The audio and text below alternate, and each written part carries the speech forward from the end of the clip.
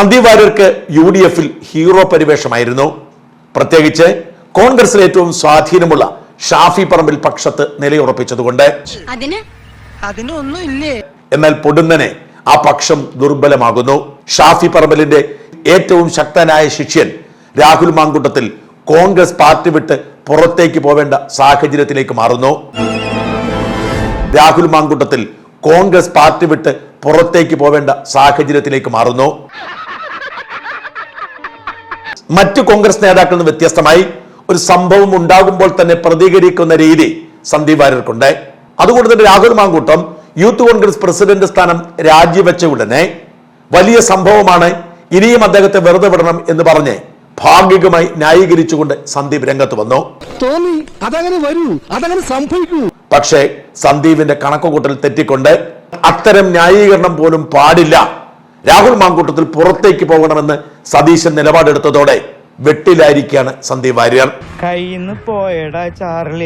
അതിന്റെ സൂചനയാണ് കഴിഞ്ഞ ദിവസം തൃശൂർ DCCയിൽ നടന്ന യോഗത്തിൽ സംഭവിച്ചത്.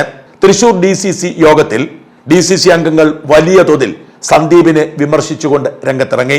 ഈ വാർത്ത ലോകമറിയണം എന്ന് നിർബന്ധമുള്ളതുകൊണ്ട് ആ DCC യോഗത്തിൽ പങ്കെടുത്തവർ തന്നെ എല്ലാ മാധ്യമ പ്രവർത്തകരെയും വിവരമറിയിക്കുകയും ചെയ്തു.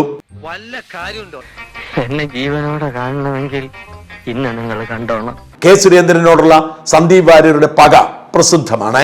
കെ സുരേന്ദ്രൻ തൃശൂരിൽ വന്ന് മത്സരിക്കാൻ സന്ദീപ് വാര്യർ വെല്ലുവിളിച്ചത് താനായിരിക്കും തൃശൂരിലെ കോൺഗ്രസ് സ്ഥാനാർത്ഥി എന്ന പ്രഖ്യാപനമാണെന്നും അത് കോൺഗ്രസിൽ വേണ്ട, അത് കയ്യിൽ വെച്ചാൽ മതി എന്നുമായിരുന്നു DCC അംഗങ്ങളുടെ വിമർശനം. തൃശൂരിൽ ഇനി സന്ദീപ് വാര്യരെ പൊതുപരിപാടികളിൽ പങ്കെടുപ്പിക്കരുത് എന്നുപോലും ആവശ്യമുയർന്നു. മറ്റു വിഷയങ്ങളൊക്കെ ചർച്ച ചെയ്തെങ്കിലും ഏറ്റവും ഗൗരവമായി ചർച്ച ചെയ്തത് സന്ദീപ് വാര്യർ വിഷയമാണ്. ഇതാണ് സന്ദീപ് വാര്യരുടെ കോൺഗ്രസിലെ മധുവിധുക്കാലം അവസാനിച്ചു എന്ന വാർത്തകൾക്ക് പിന്നിൽ. സത്യം പറഞ്ഞ ആശാനെ കഴിവെച്ച് നോക്കുമ്പോ ആശാൻ ഈ ലെവലിലൊന്നും അറിയപ്പെടേണ്ട ആളല്ല, കുറച്ചുകൂടി ലോ ലെവലിൽ അറിയപ്പെടേണ്ട ആളാണ്. കഴിവുണ്ടായിട്ട് മാത്രം കാര്യമില്ലടാ. ഏതായാലും പറ്റിയേ പറ്റി. ഇനി ഒരു അബദ്ധത്തിലും ചെന്ന് ചാടാൻ നോക്കിയാൽ മതി.